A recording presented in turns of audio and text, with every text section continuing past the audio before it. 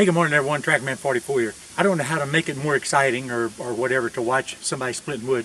So what I'm going to do today, I'm just going to give you a quick overview at the beginning, maybe get a couple of minutes while I'm in the middle, and then give you another quick overview whenever I get done with what I got to do today. And today I've only got about an hour and a half to split, so I ain't going to get a whole lot split.